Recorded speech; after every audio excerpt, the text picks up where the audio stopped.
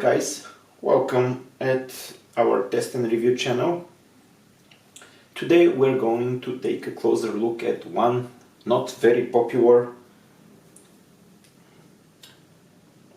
Hello guys, welcome to the test and review channel, and today we're gonna take a look at one not very popular ultrabook.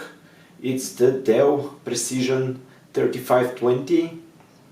It's a couple of years old laptop, which is also very capable. But before we proceed with my feedback and our short overview of this product, let me just remind you to subscribe to our channel for more interesting videos. And if you like this video, just give it a thumbs up and we will strongly appreciate it. And without further ado, let's proceed with the review of the Precision 3520. So as I mentioned, this is a couple of years old laptop, but it is very powerful, and I myself started using this laptop a couple of weeks ago and still haven't learned all of its quirks and features, but all the basics. It has an Intel Core i7-7820HQ processor, which is a 4-core processor with 2.9 GHz clocking and 16 GB of RAM. This one has a 64-bit Windows operating system. And what's interesting about the Precision series, actually this is the lower end of the Precision series. As you probably know, if you're interested in Dell laptops, they also offer the 5 series and the 7 series, which are even more powerful laptop. This is the small scale, the 3 series. It's the 3520, as I mentioned. There was previously 3510, which is very similar to this one, but with a few important upgrades here. This makes it a very versatile machine and multi-purposeful. I myself intend to use it for media editing, video editing with some video editing tools.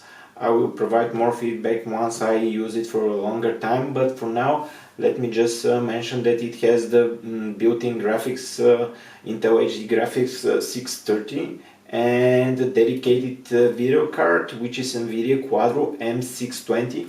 That's not a very popular model. I believe it was released in 2017. It's a 2 GB video card, and from what I saw in benchmarks, it does well. It's a mid-ranger, but it does well in different conditions. What's interesting about this laptop, it's also an IPS display, full HD IPS display with full cover, almost I believe it's 100% of sRGB.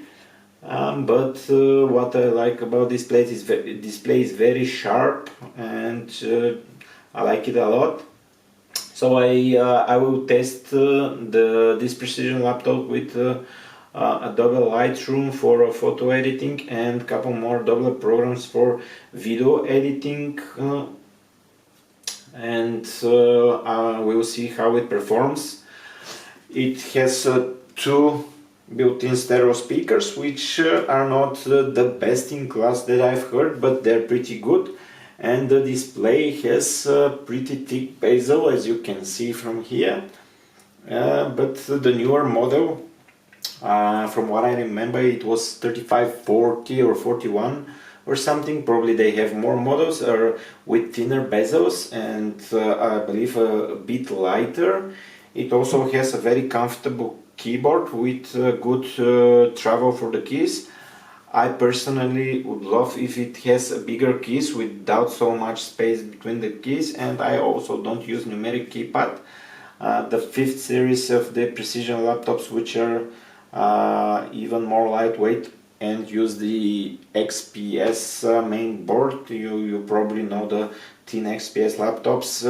They're without the numeric keyboard from what I remember. I don't use it at all, and I would appreciate much bigger keys without this numeric keyboard, but that's how it is. Other than that, it feels quite comfortable to use this keyboard, and I like it. Let me just close the lid and You can take a look. It's entirely black. It reminds me very much of the Dell Latitude 5540 and a few other models that are very similar to this design. I believe this is plastic. It feels like plastic, but it's very rugged. It feels very solid. What a nice animal, isn't it? Yeah, as I said, it's a very sharp display, and I like it a lot. And that is my quick overview of this laptop. If you have any feedback, it's very fast, responsive, I like it. The processor together with the 16 gigs of RAM and dedicated video makes it, as I said, really versatile machine. And I would love to test it under high pressure with more demanding tasks, and we'll see how it does.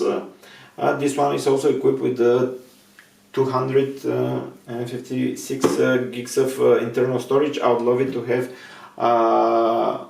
512 storage, but it came with the smaller disk, NVMe disk, so it's pretty fast, and I believe it will do a good job. The battery, let's talk about the battery. The battery is pretty strong. Let me just show you. Yesterday I tested it. Now it's fully charged, but yesterday I tested it for a couple of hours. I used it for 2 hours of internet browsing and watching YouTube videos, and it showed around 70% remaining, so I believe it will be good around 4 hours. And if you use economy modes, you can reach probably 6 hours, but this is used for a couple of years and the battery is not at its best health, so I believe new it can even reach up to 8 hours. So yeah guys, this is my quick overview of this entry-level Dell Precision laptop. From what I know, it's not sold new anymore. There are new models, but you can find it used, and from what I see, it's a pretty good laptop. And if you find a good used deal for this laptop and you need a powerful and relatively compact machine, because I also tested the Precision 7510, which also has a 15-inch screen, which is much bigger and heavier. This is the more compact solution, so I would recommend you to check it, and if you find a good deal, just give it a try, and I believe you will like it. The weight, it's 2.3 kilos. From what I remember, it's not the lightest and the thinnest, but it's the lightest and the thinnest from this Precision line. And so far I like it a lot. If you have any feedback and comments about this laptop, don't forget to drop me a line in the comments below. I will also leave a link in the description below to find out more about this laptop specification, price range where you can find it, and some stores where you can buy it used. So yeah, just check it, and I will love to hear from you, and I will see you in our next videos. Don't forget to subscribe, and I will see you later. Thank you and bye bye for now.